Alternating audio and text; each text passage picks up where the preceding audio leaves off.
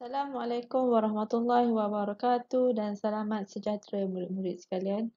Bertemu lagi kita pada minggu ini bagi subjek Bahasa Melayu tahun 5. Kemahiran yang akan murid-murid pelajari pada hari ini ialah 5.1.1 memahami dan menggunakan kata ganti nama mengikut konteks.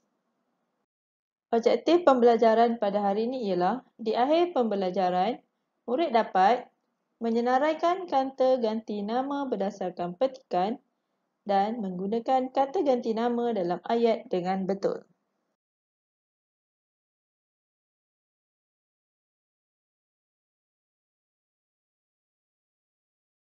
Sebelum meneruskan pembelajaran kita pada hari ini, murid-murid perlu tahu terlebih dahulu mengenai kata ganti nama. Kata ganti nama merupakan kata yang digunakan untuk menggantikan nama diri, tanya dan tunjuk.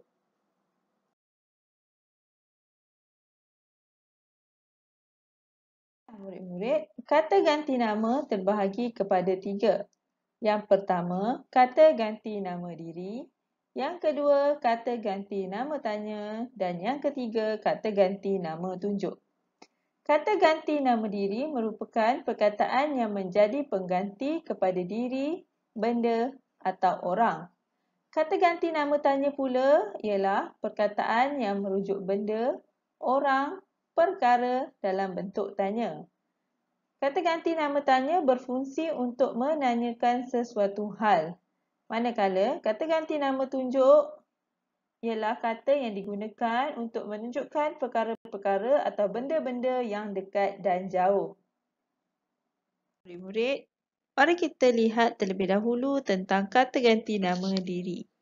Kata ganti nama diri merujuk kepada orang tertentu. Kata ganti nama diri terbahagi kepada 3, iaitu kata ganti nama diri pertama, kata ganti nama diri kedua dan kata ganti nama diri ketiga. Kata ganti diri pertama digunakan untuk menggantikan nama diri bagi orang yang sedang bercakap. Contohnya seperti aku, saya, Patik, hamba, beta, kami, kita. Saya bagi contoh, Abu sedang berbual bersama Ali. Jadi, Abu perlu menggelarkan dirinya saya ataupun aku kerana saya atau aku merupakan kata ganti nama diri untuk Abu. Begitu juga dengan Ali, apabila Ali berbual bersama Abu, Ali perlu menggelarkan dirinya saya atau aku untuk menggantikan namanya. Kata ganti nama diri kedua pula merujuk kepada diri orang yang sedang dilawan bercakap. Contohnya seperti anda, awak, engkau, kamu, tuan hamba, tuanku, kalian. Sama seperti tadi, apabila Abu berbual bersama Ali, Abu akan menggelarkan Ali dengan kata ganti nama awak atau engkau. Awak atau engkau merupakan kata ganti nama untuk Ali apabila disebut oleh Abu. Dan yang ketiga ialah kata ganti nama diri ketiga, merujuk kepada orang yang sedang diperbualkan atau diperkatakan. Contohnya dia, mereka, baginda, beliau, nya. Seperti tadi, Abu dan Ali sedang berbual. Tetapi kali ini Abu dan Ali berbual tentang Ahmad. Ahmad merupakan orang ketiga. Jadi, Abu dan Ali perlu menggelarkan Ahmad dengan kata ganti nama dia. Dia merupakan kata ganti nama untuk Ahmad. Baiklah murid-murid, kata ganti nama yang seterusnya ialah kata ganti nama tunjuk. Kata ganti nama tunjuk terbahagi kepada 2, iaitu kata ganti nama tunjuk umum dan juga kata ganti nama tunjuk tempat. Kata ganti nama tunjuk umum menunjuk kepada perkara atau benda. Ini, itu. Ini digunakan untuk perkara atau benda yang dekat. Contohnya, ini buku saya. Ini beg saya. Manakala itu pula digunakan untuk perkara atau benda yang jauh sedikit. Contohnya, itu kereta saya. Itu rumah saya. Kata ganti nama tunjuk tempat pula menunjuk kepada tempat. Sini, situ, sana. Sini digunakan untuk tempat yang dekat. Contohnya, sini ada buah durian. Situ pula digunakan untuk tempat yang jauh sedikit. Contohnya, situ kereta saya. Manakala, sana pula digunakan untuk tempat yang lebih jauh. Contohnya, di sana ada taman permainan.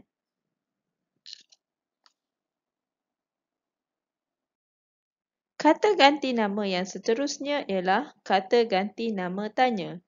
Kata ganti nama tanya digunakan untuk membentuk ayat tanya. Murid-murid perlu menggunakan kata tanya untuk membentuk ayat tanya. Terdapat 7 kata tanya yang perlu digunakan dalam membentuk ayat tanya. Yang pertama ialah apa? Apa digunakan untuk menanyakan binatang, hal, perkara, benda. Yang kedua ialah bagaimana. Bagaimana digunakan untuk menanyakan cara dan keadaan.